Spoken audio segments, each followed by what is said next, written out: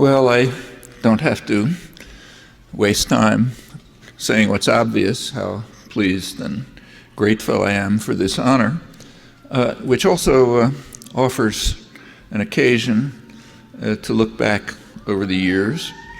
When I do so, what comes to mind with particular salience for me are the earliest years, in part because I've been thinking about them lately for other reasons, reasons that are somewhat unpleasant. I'm just old enough to have memories of Hitler's speeches on the radio 75 years ago. I didn't understand the words, but I couldn't fail to grasp the menace of the tone and the cheering mobs. The first political article I wrote was shortly after, in February 1939. It was right after the fall of Barcelona. I'm sure it was nothing particularly memorable. It was a fourth grade newspaper of which I was the editor and probably the only reader. Maybe my mother, I'm not sure. But I can recall a little of it. Much more clearly than the few words I remember is the mood of fear and foreboding. It opened with the words, Austria falls, Czechoslovakia falls, and now Barcelona falls. This was immediately after the fall of Barcelona. And Spain with it a few months later. The words have somehow always stayed in my mind, along with the mood, the dread, the sense of the dark clouds of fascism gathering over Germany, then Europe, and no one could see how far beyond as a growing force of unimaginable horror. No one then could foresee the Holocaust, but just a few weeks earlier, Kristallnacht had taken place, and the desperate flight of refugees had been building up over several years, many of them unable to believe what was happening.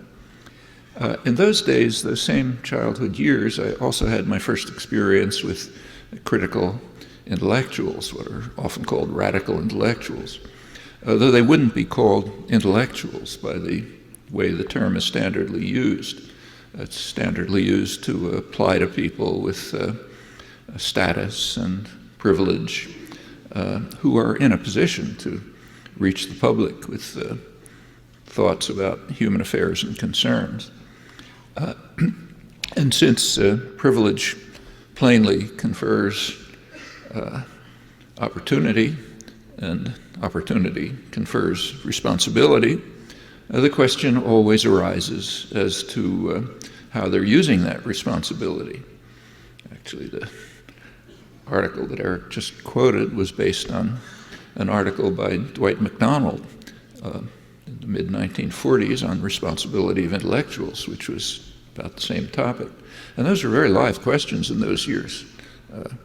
Russell, Dewey, Eric Fromm, MacDonald, Orwell, and others. Work that I soon became familiar with when I was a little older. But the radical intellectuals of my childhood, the first ones I met, were different. They were my working class relatives in New York. It was the Depression, so mostly unemployed. One uncle who was disabled was able to get a newsstand thanks to New Deal measures, which helped disabled people. And since he had employment, he was able to support a good deal of family. These relatives, most of them had very limited formal education. Uncle, who I mentioned, who was an enormous influence in my life. He never went past fourth grade. But it was one of the most lively intellectual circles I've ever had anything to do with, on the periphery as a child, of course. There were constant discussions about the latest concert of the Budapest String Quartet, of the controversies between Steckel and Freud, of every imaginable branch of radical politics, and also about activism. And the activism in those days was reaching pretty impressive heights. Particularly significant by the mid-30s were the sit-down strikes. That's just one step short of workers taking over factories, eliminating management and ownership, and radically changing the society. These are ideas that ought to be very much alive today. And if they're not, that's the fault of today's critical intellectuals, among others. Well, the rising labor activism aroused enormous concern in the business world. Leading figures, I'm quoting, warned about what they called the hazard facing industrialists and the rising political power of the masses, and the need to intensify the everlasting battle for the minds of men, and on like that. They at once, by the late 30s, were instituting fairly sophisticated programs, developed even more so later, to overcome this threat to order and discipline. It was put aside during the war, but taken up afterwards with extreme dedication and scale. There's quite good scholarship on this. It's worth bearing in mind that the United States is unusual among industrial societies in that it has an extremely class-conscious business community. It's constantly, relentlessly fighting a bitter class war. By 1941, I was spending a large part of my time in downtown Manhattan, gravitating to another group of radical intellectuals. These were in small bookstores on 4th Avenue, for those of you who know New York, down below 14th Street, below Union Square, either there or in the anarchist offices in Union Square, which was nearby. The bookstores were mostly refugees, many of them anarchist refugees from the 1936 revolution. They too didn't fit the standard formula for intellectuals. But if by intellectuals we mean people who think seriously about society, about human affairs, about the problems of life, with a background of knowledge and understanding, and consider carefully the problems and possible solutions, then by that standard they were indeed intellectuals. And they were quite happy to spend time with a young kid who was fascinated with the 1936 anarchist revolution. At the time I was able to pick up a lot of material which was quite interesting. I used a lot of it later on, 30 years later, when I was writing about the Spanish Revolution. Well, among the most memorable of these materials is a collection of primary documents put together by peasant societies that were carrying out collective, spontaneous, their own collectivization efforts. It was published in 1937 by the CNT, it's the anarcho-syndicalist union that happens to be celebrating its centenary this year. One particular contribution has resonated in my mind quite often. It's by peasants of the village of Membria. I'll quote parts of it.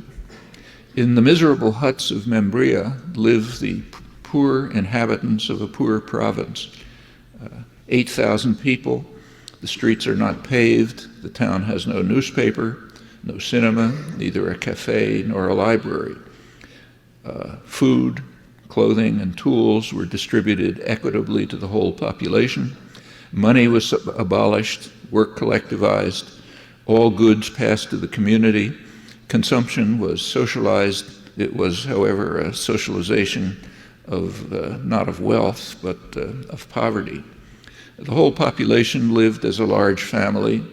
Functionaries, delegates, the secretary of the syndicates, the members of the municipal council were all elected, and they acted as heads of family. But they were controlled. because special privilege or corruption would not be tolerated. Membrilla is perhaps the poorest village in Spain, but it's the most just. These words capture with rare eloquence the achievements and the promise of the anarchist revolution, promise which is yet to be fulfilled. The achievements didn't just come from nowhere.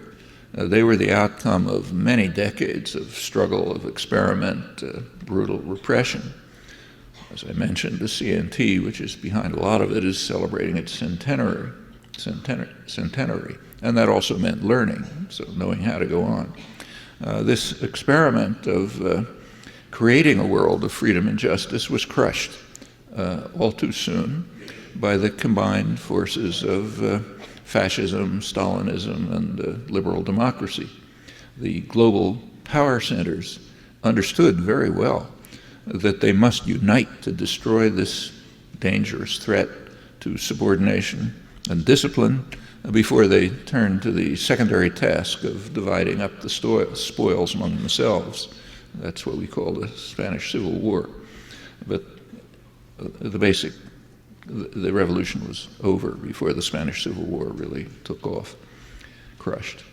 Well, in later years, I've sometimes been able to see firsthand at least a little of the lives of poor people, like those of Membrilla, poor people often suffering brutal repression and violence in the miserable slums of Haiti at the peak of the terror in the early 90s, supported by Washington, though the facts are still suppressed and highly relevant to today's tragedy in Haiti, or in refugee camps in Laos, where tens of thousands of people were huddled. They were driven from their homes, recently been driven from their homes by a CIA mercenary army that swept through northern Laos. This is after years of trying to survive in caves under a relentless bombing, at that point the heaviest bombing in history, which had nothing to do with the Vietnam War, incidentally. It's one of the gravest atrocities of modern history, I think, still largely unknown, and still killing many people because the land is saturated with unexploded ordnance. Or in Palestine or southeastern Turkey and many other places. Among these, particularly important to me for personal reasons, is southern Colombia, where right now campesinos, indigenous people, Afro-Colombians, are being driven from their devastated lands by terror and from many sources and by chemical warfare by us. Here it's called fumigation, as if we somehow have the right to destroy other countries on pretext that we manufacture. These are people capable of the most miraculous sympathy and humanity, despite the awful suffering in which we play a major part, while usually looking the other way, though in this case, at least not in Madison, thanks to the work of the Columbia Support Group here.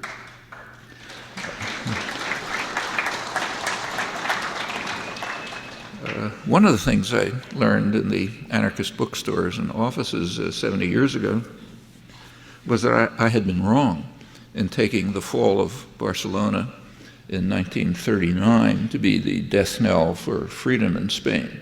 It was actually 2 years earlier, in May 1937, when the industrial working class was crushed by communist-led repression, and communist armies swept through the countryside, destroying the collectives, with the assistance of the liberal democracies and with Hitler and Mussolini waiting in the wings. Well, a few years after that, I went off to graduate studies at Harvard, my first time away from home. There I had my first extensive experience with what's called the intellectual world, the elite intellectual world. Shortly after arrival, I went to the standard faculty-run party for incoming graduate students, and I was regaled by a very distinguished philosopher, I won't mention his name, with an account of the Depression, which he assured me had not taken place. It was a liberal fabrication, so there were no rag pickers coming to our door in the early 1930s trying to get some pennies to survive. And there were no women being beaten by security forces on strike outside a textile plant, which I passed by when I was maybe 5 years old on a trolley car with my mother. And there were none of my unemployed working class relatives. A few businessmen might have suffered, but beyond that, nothing happened. It was perfectly obvious from Harvard Square that was the story. Well, unfortunately, that's not an exception. Such attitudes are broader. I could mention other cases, some of them pretty ugly. But most of the people were Stevenson liberals, liberal Democrats. These are the people who applauded when Adlai Stevenson said at the United Nations that we have to defend Vietnam from what he called internal aggression, new concept that was invented. We have to defend them from the assault from within. That's what President Kennedy called it. And these are words that we hear again today. For example, last Sunday in the New York Times, where we read the following front page story. After the conquest of Marja in Helmand province, the Marines have collided with the Taliban identity so dominant that the movement appears more akin to the only political organization in a one-party town, with an influence that touches everyone. We've got to reevaluate our definition of the word enemy, said the commander of the Marine Expeditionary Brigade in Helmand province. Most people here identify themselves as Taliban. We have to readjust our thinking. So we're not trying to chase the Taliban out of Marja, we're trying to chase the enemy out. It's a subtle distinction, since the Taliban are the enemy. That's a familiar problem. It's a problem that's bedeviled the conquerors from way back. It's very familiar to the United States from Vietnam, for example. Back in the mid-60s, the leading U.S. government scholar ended up being head of the Indochina archives at Berkeley. He wrote a widely praised book in which he lamented that the enemy within was, in his words, the only truly mass-based political party in South Vietnam, and any effort of ours to compete with it politically would be like a competition between a minnow and a whale. So we can't do that. We've got to find a way to overcome their political force by using our comparative advantage, which is violence, as we did successfully. Others have faced similar problems. For example, the Russians in Afghanistan in the 1980s. That was an invasion which elicited here the kind of outrage that we muster for the crimes of enemies. Middle East specialist William Polk, who was there, reminds us that the Russians, in his words, won many military victories. And through their civic action programs, they actually won over many of the villages. And in fact, as we know from reliable sources, they created substantial freedom in Kabul, particularly for women. But to go on with Polk, over the decade of their involvement, the Russians won almost every battle and occupied at one time or another virtually every inch of the country, but they lost the war.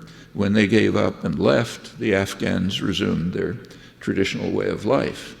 It's not exactly accurate. He's overlooking the fact that when the Russians left, the radical Islamist forces that the United States had organized with the help of Saudi Arabia and Pakistan ravaged the place. They were so devastating that the population welcomed the Taliban when they came in.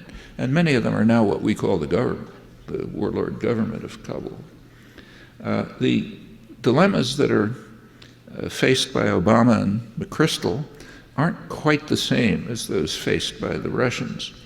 The enemy who the Marines are trying to chase out of their own villages have virtually no outside support. The Russian invaders, in sharp contrast, were facing a resistance that received vital support from the United States, from Saudi Arabia, and from Pakistan. They were busy rounding up the most extreme radical fundamentalists they could find anywhere, arming them with advanced weapons, while carrying forward the program of radical Islamization of Pakistan. It's another one of Reagan's gifts to the world, along with Pakistani nuclear weapons. The goal of these U.S. operations was not to defend Afghanistan. That might have been acceptable policy, but that was not the goal.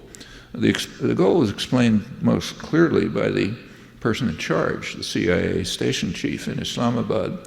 He was running the operations. He said the goal is to kill Soviet soldiers. He boasted that he loved this noble goal, making it very clear in his words that the mission was not to liberate Afghanistan, which he didn't care about. Many of you should be familiar with Zbigniew Brzezinski's somewhat similar boasts. By the early 1960s, I was pretty deeply engaged in anti-war activities. Details are informative. They tell us a lot about the intellectual, cultural climate in places like, say, liberal Boston, where I was. I'll skip that. But by 1966, my personal involvement was deep enough so that my wife went back to college after 17 years to get a degree, had 3 kids to take care of, and it looked as if I might be facing a long prison sentence, which actually came very close. The trial was announced, but shortly after that it was canceled because of the Tet Offensive. It's a very significant event which convinced the business community in the United States, the ones who fundamentally make the decisions, that the war was becoming too costly. And in any event, the major war aims had been achieved. It's another long story I won't go into. Well, after policy shifted, after the Tet Offensive and policy quickly shifted, it suddenly turned out that everyone in Cambridge had been a long-time opponent of the war, in deep silence, I should say. The Kennedy memoirists, there were a whole pile of people who wrote memoirs at Camelot in the early 60s, they all rewrote them. They rewrote the memoirs, radically revising. They were untroubled, and commentators were untroubled by the radical revisions or by the extensive documentation that the new tale that they were telling was completely false. The new tale was that Kennedy had been a dove and was trying to end the war and so on. The assassination prevented this noble effort. The evidence is just overwhelming, the documentary, public and private evidence that he was kind of at the hawkish end of his administration. He knew that the war was very unpopular, so he figured we'd better get out of it pretty soon, but he insisted to the very end, a couple days before the assassination, that we can't consider withdrawal before victory is assured. But even before the Tet Offensive, say 1966, 67, there were growing doubts in these circles, not doubts about right and wrong. Those are questions that don't arise when we're engaged in some activity somewhere, but rather about the question that does arise, namely the likelihood of success. Maybe a paradigm example was a widely read book by historian Arthur Schlesinger, one of Kennedy's advisors. He was beginning to be concerned by the 1966, that victory might not be so easily at hand. Here's the way he put it. He said, "We all pray that the hawks will be right and that the surge of the day will bring victory.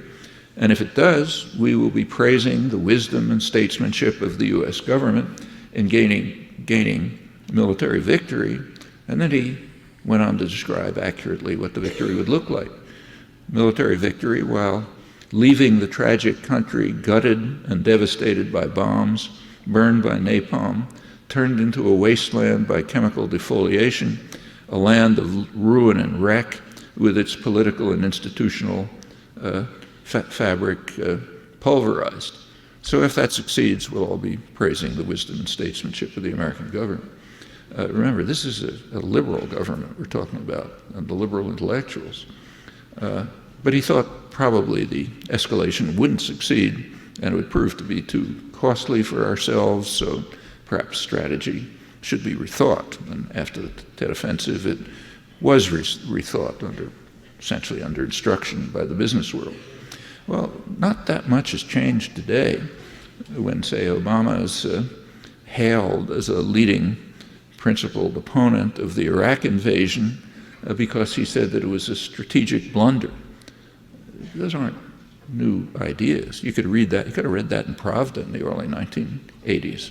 There were plenty of people in the Communist Party writing openly saying it's a strategic blunder to invade Afghanistan. We're not going to gain anything. It's going to cost us too much. We don't call that principled in that case, but we call it principled in our case, which is just an indication of how deeply rooted the imperial mentality is. Extirpating it is no easy task. Well, it's sad to say, but unfortunately it's not false, that within the dominant spectrum, attitudes like these, which you might call liberal imperialism, they're the good guys. There's a likely alternative. It's revealed by some of the most recent polls, some of them in the last few days. About half of voters say that the average Tea Party member is closer to their views than President Obama. Fewer select Obama. On virtually all issues, Republicans are, according to the polls, are trusted by the electorate more than Democrats, in many cases by double digits. Now, other evidence suggests that these polls are not recording trust, they're recording distrust. The level of anger and fear in the country is like nothing I can recall in my lifetime.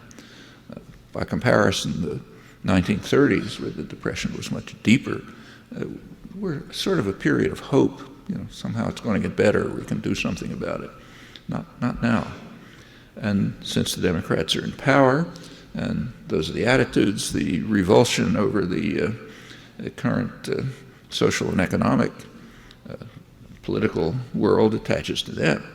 And unfortunately, these attitudes, though they, in some respects, surprising, given their scale and depth, they're understandable. For over 30 years, real incomes for the majority of the population have stagnated or declined. Social indicators, basic measures of the health of a society, they have steadily deteriorated since the mid-1970s. Before that, they grew, closely tracking growth, as you'd expect. But they've been declining. Their last figures are from a couple of years ago. It's back to 1960. What people, these are in large part the consequences of very conscious decisions in the 1970s to radically modify the nature of the economy, financializing the economy. And that has a corollary. The corollary is the hollowing out of domestic production. It still goes on, but not here. Like the same managers and owners produce in Mexico or China or somewhere else, and that means no jobs.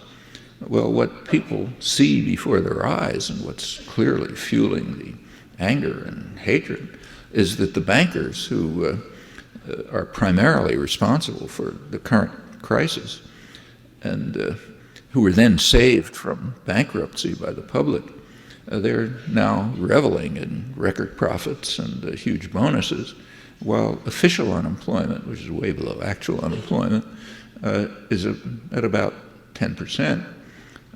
In manufacturing industry, it is actually at depression levels, 1 in 6. And the good jobs are not likely to return for the reasons I mentioned. Well, people, they want some answers. Why is this happening to us? We're not living in third world. It's not the Stone Age. It's not third world conditions. But why is this happening in a rich society? They see plenty of wealth going into very few pockets, probably record levels of inequality. They want to know why this is happening. And they are hearing answers from only one place. Talk radio, Fox News, Sarah Palin, they're giving them answers.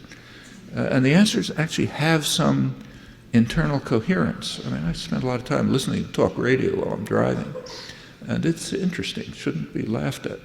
The people involved may be complete cynics, but the people who call in aren't. They're sincere. They have grievances, they want answers, they're getting answers.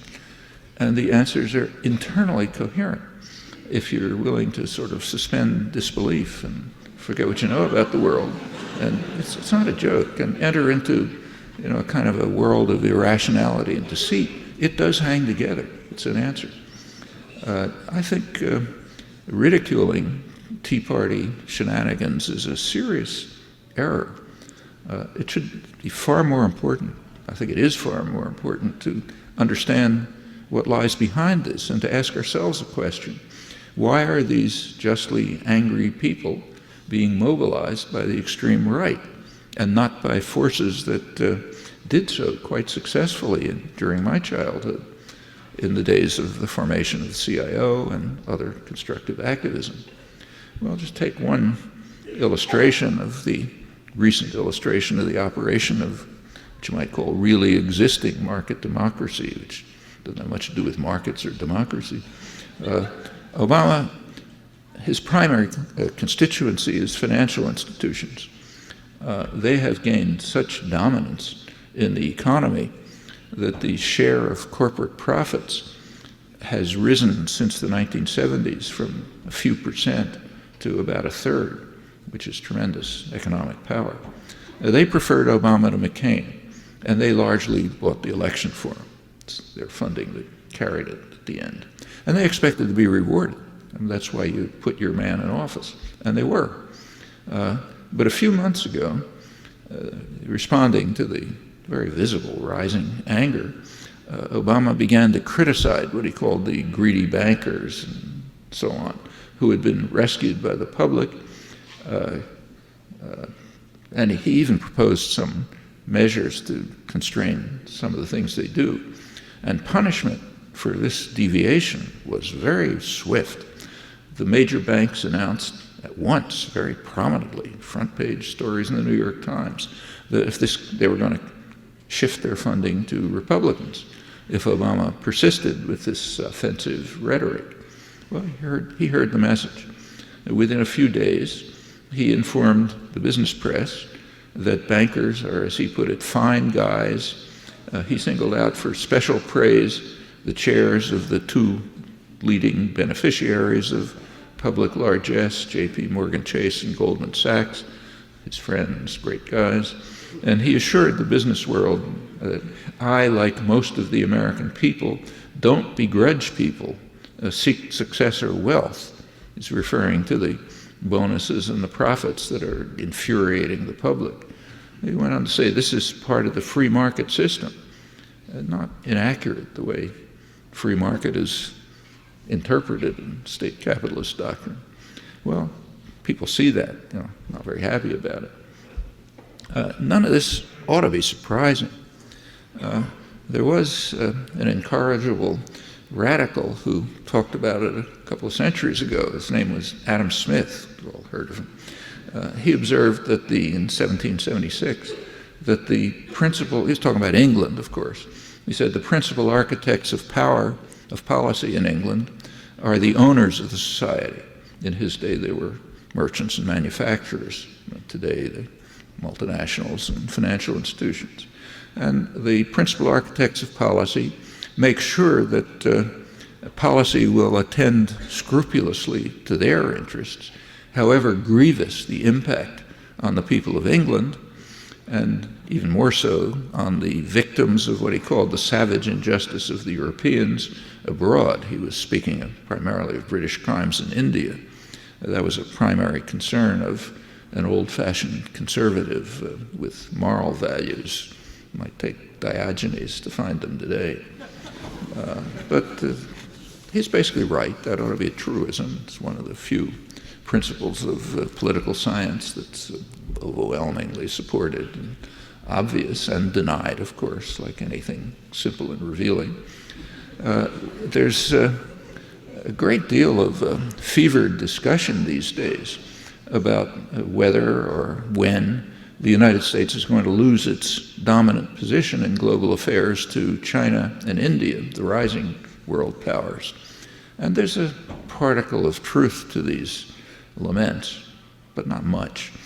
A part that's partly based on serious misconceptions about debt and deficits and crucially the actual state of India and China, which is nothing like the image that's presented.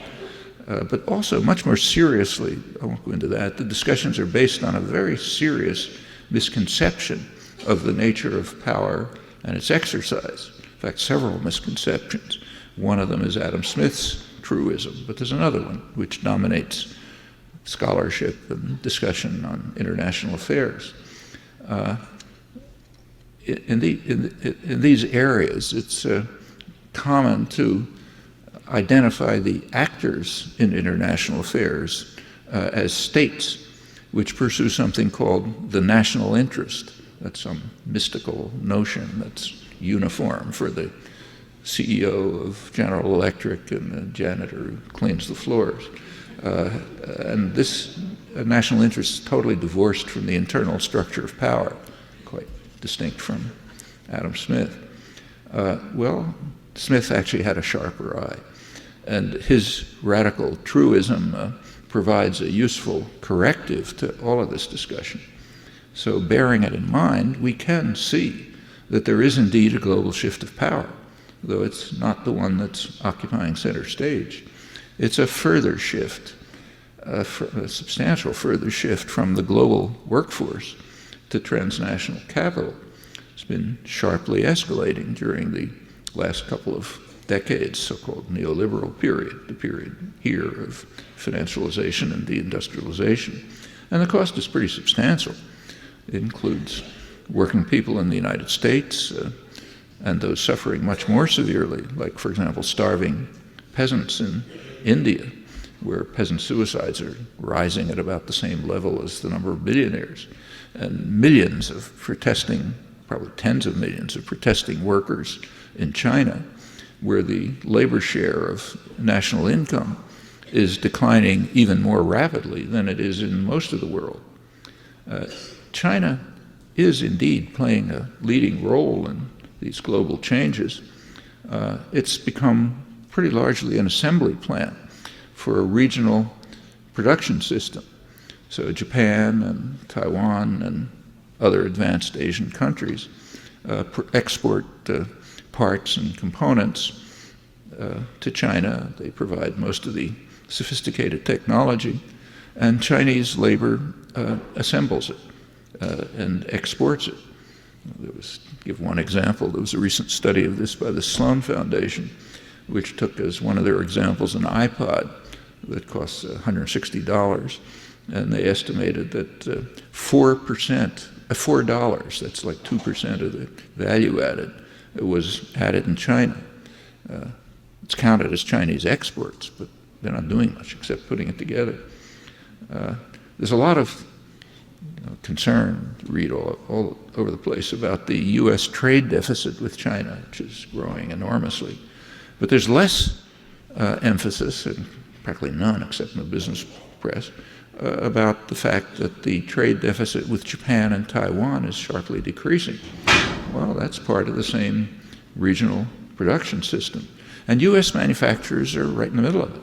They're following the same course, providing parts and components and technology for China for them to assemble and export, mostly back to the U.S.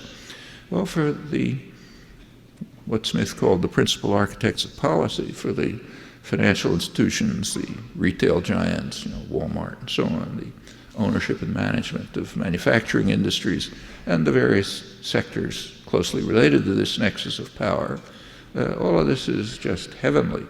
But not for American workers. But as Smith pointed out, their fate is not the concern of the principal architects of policy.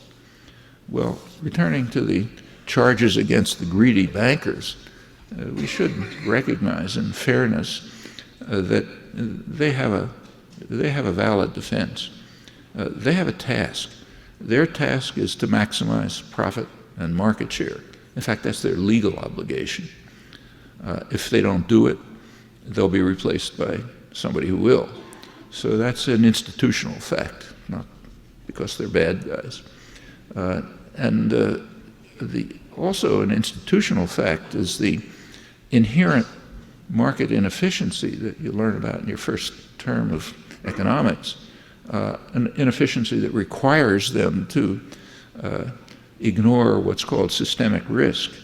That is, the likelihood that the transactions that they enter into will harm the economy and the population generally. You don't take that into account when you make a market transaction. So they know full well, say the fine guys in Goldman Sachs, they know perfectly well that the transactions they enter into are likely to tank the economy. Don't take a genius to figure that out.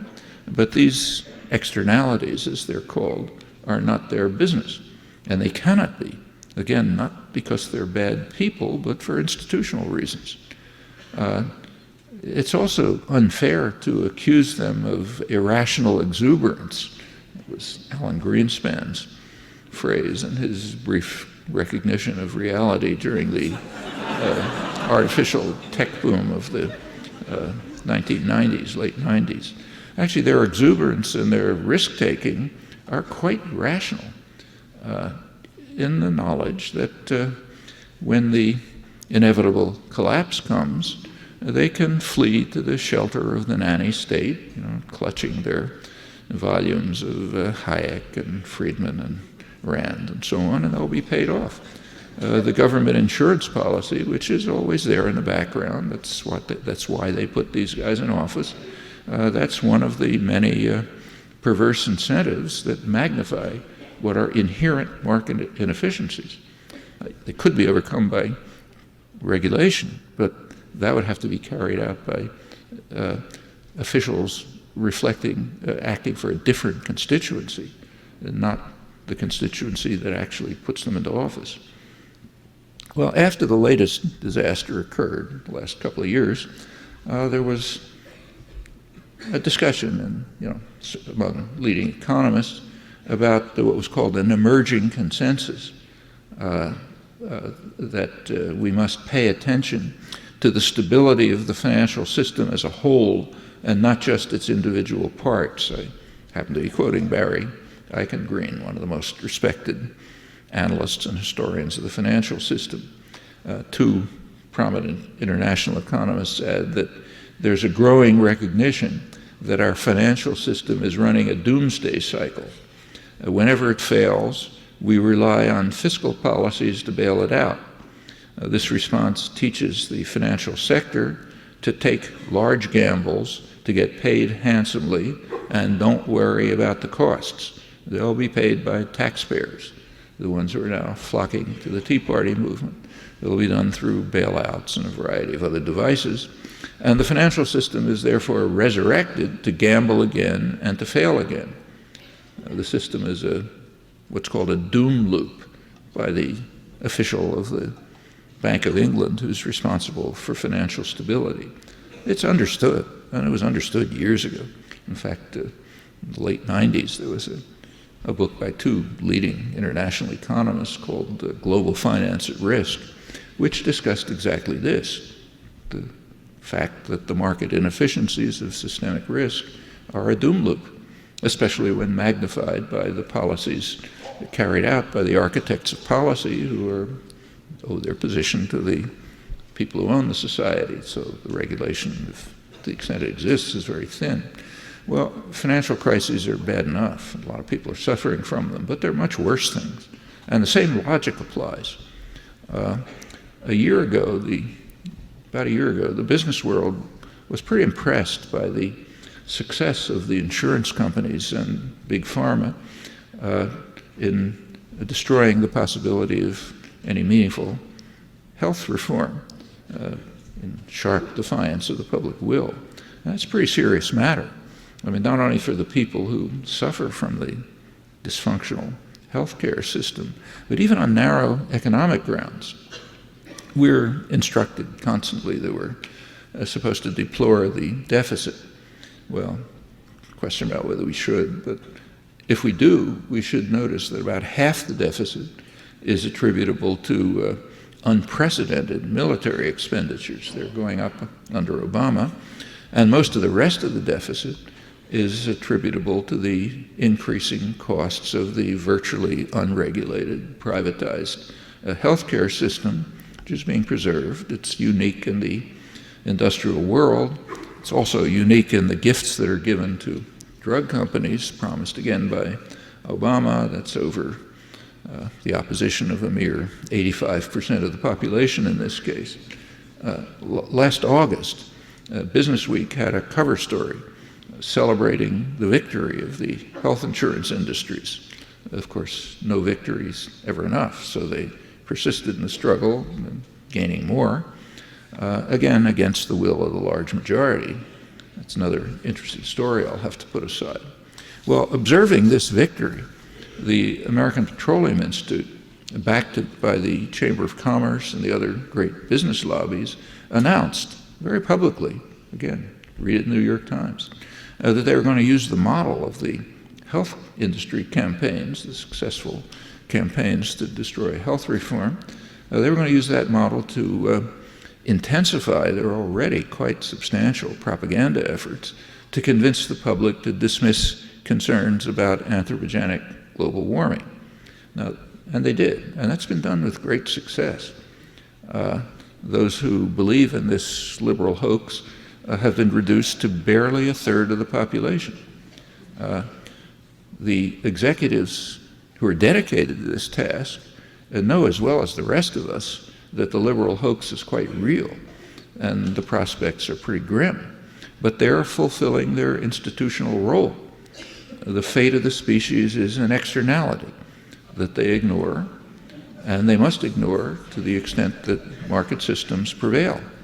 So, one part of their lives, they may care that the lives of their grandchildren and everything they own is going down to two, but in the other part of their lives, they have to make sure that that happens. And that's what we're seeing in front of us right now. Well, don't want to go on too long, but one of the most moving and clearest articulations of the public mood, at least that I've seen, was written by Joseph Andrew Stack. You may remember that a couple of months ago he crashed his small plane into an office building in Austin, Texas, committed suicide. He left a manifesto explaining his actions. It was mentioned in the press, mostly ridiculed, but I think it deserves much closer attention. Stack's manifesto traces the life history that led him to this final desperate act. Story begins when he was a teenage student living on a pittance in Harrisburg, Pennsylvania, former industrial area, right near its heart. It's the heart of the industrial center. He had a neighbor. She was a woman in her 80s. She was surviving on cat food. I'll quote him now. She was the widowed wife of a retired steel worker. Her husband had worked all his life in the steel mills of central Pennsylvania with promises from big business and the union that for his 30 years of service, he would have a pension and medical care to look forward to in his retirement. Instead, he was one of the thousands who got nothing because the mill management and the union, not to mention the government, raided their pension funds and stole their retirement. All that his widowed wife had was Social Security to live on. He could have gone on to say that there are now concerted and persistent efforts by the super rich and their political allies to take even that away on spurious grounds, and that may happen in the next few years. Well, going back to Stack, he decided he couldn't trust big business, and he would strike out on his own. And he soon discovered that he couldn't trust a government that, as he put it, cared nothing about people like him, but only the rich and privileged, or a legal system in which there are two interpretations for every law, one for the very rich and one for the rest of us. He couldn't trust a government that leaves us with the joke we call the American medical system, including the drug and insurance companies that are murdering tens of thousands of people a year with care rationed largely by wealth, not by need. All of this is a social order in which a handful of thugs and plunderers can commit unthinkable atrocities. And when it's time for their gravy train to crash under the weight of their gluttony, the force of the full federal government has no difficulty coming to their aid within hours. And the federal government, of course, means the taxpayer. Stack says that his desperate final act was an effort to show that there are people willing to die for their freedom in the hope of awakening others from their torpor. It wouldn't surprise me, though he didn't say so, if he had in mind the premature death of the steel worker that taught him about the real world when he was a teenager. Now, that steel worker didn't literally commit suicide, as far as we know, but he died quickly after having been discarded to the trash heap, and that's very far from an isolated case. We can add his and many similar deaths to the colossal toll of the institutional crimes of state capitalism.